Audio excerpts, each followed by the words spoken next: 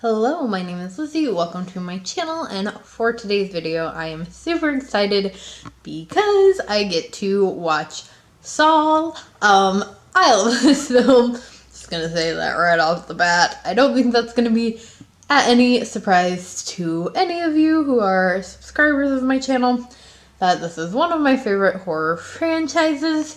The second film is actually probably my favorite.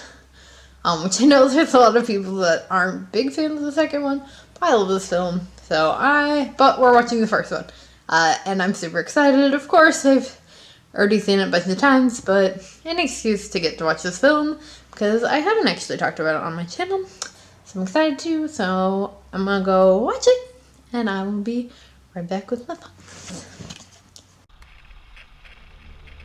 Rise and shine, Adam. You're probably wondering where you are. I'll tell you where you might be. You might be in the room that you die in. Okay, so just finished with watching Saw, and actually, in fact, I was watching it with Matt. Pretty great because he really likes the Saw franchise as well. The first one's his favorite, of course. Like I mentioned, the second one being mine. And maybe I will continue reviewing the Saw franchise because I don't think I've actually ever done a full review on the second one. But we'll see. So if that's something you guys are interested in, because I've done a couple of other series reviews. I did Scream and Final Destination. So if you want me to review all the Saw films, I will. So let me know in the comments if that's anything you guys would be interested in. But yeah, man, this is such a good film, especially given like the fact that it was like a low budget film. I'm pretty sure it was James Wan's first directing debut, but I may be wrong. I'll correct myself if I am. But man, for being like not a high budget horror film, it is so good. And I mean, the majority of it does take place in one room, even though you have some other aspects to this film. As far as the aspect of Lawrence's wife and daughter being kidnapped, I do understand that obviously adds motivation for him to the story. It also is Zapp's, like, basically his game, which continues on, I think. Like, I understand that it's an important part of the film. I'm just not such a big fan of that.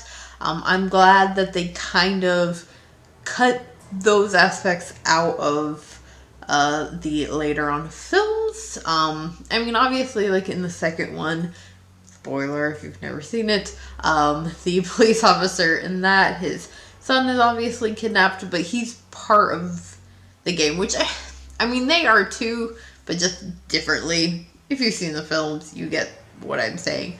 And I don't know, I don't enjoy that part as much in the film. And not to say that, like, again, it's an important part of the film.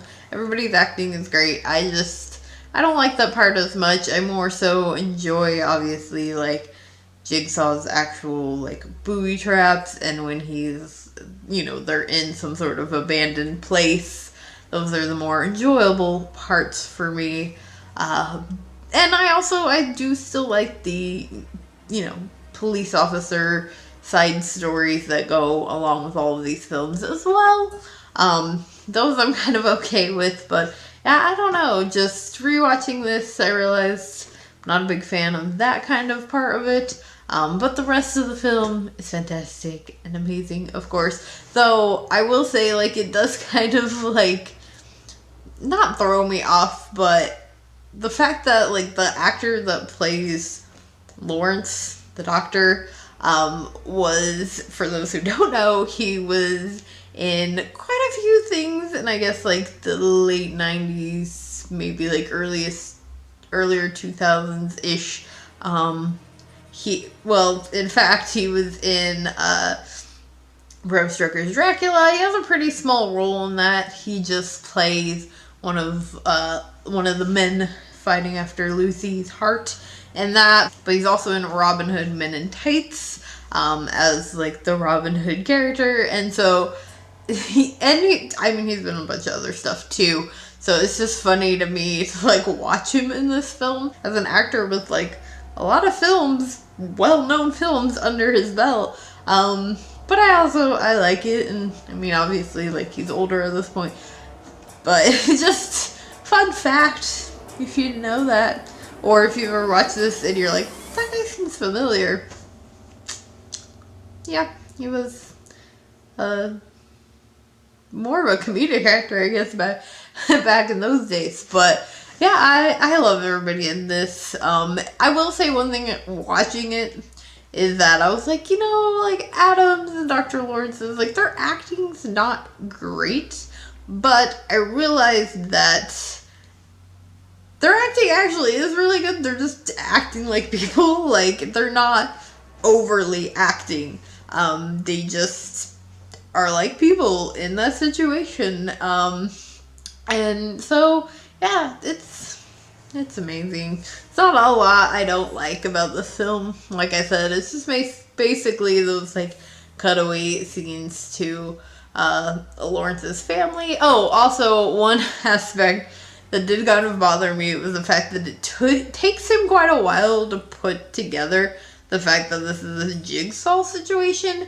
Like, he knows all of this background information about the Jigsaw case. Obviously, he was interviewed, he was a suspect, but it's not until he's like, oh, he wants us to saw off our legs, that it like clicks that he's like, oh, this is what's going on. I would think waking up in that room and there's like a tape, that part would have maybe made you click, made it click. But nope, not for good old Dr. Lawrence. He's like, no, his first name's Lawrence, whatever.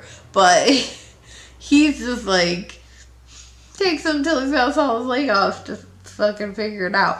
And also, why the fuck does Adam get screwed over when watching this?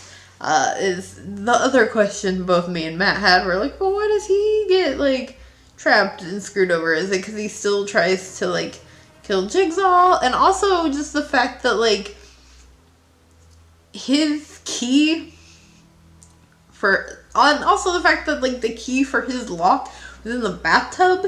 Like, that was just unfair. Like, he wakes up out of the bathtub and immediately knocks it into the drain. Like, that's not fair.